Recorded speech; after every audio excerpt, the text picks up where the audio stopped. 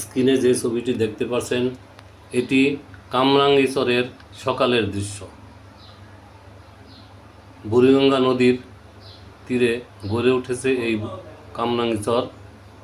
নদীর দক্ষিণ পাশে কেরানীগঞ্জ, উত্তর পাশে কামরাঙ্গীরচর। কীভাবে কামরাঙ্গীরচরের নামকরণ হলো তা জেনে নেই।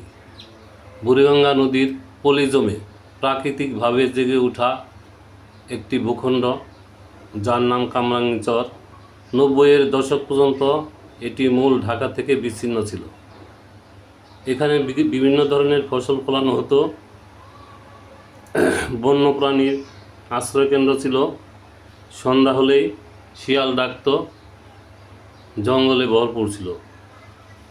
লোকমুখে প্রচলিত এই চরে কামরাঙ্গা বা মরিচ উৎপন্ন হতো।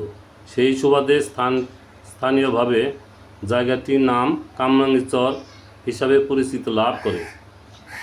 আবার অনেকের মতে কামরাঙ্গী নামের এক নারী নৌকাডুবিতে মৃত্যু হলে তার প্রেমিক নদীতে ঝাঁপ দিয়ে প্রাণ বিসর্জন দেন।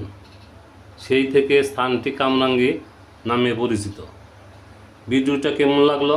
ভালো লাগলে লাইক, কমেন্ট, শেয়ার করবেন। ভালো থাকবেন, সুস্থ থাকবেন, ভালোবাসা দিয়ে পাশে থাকবেন।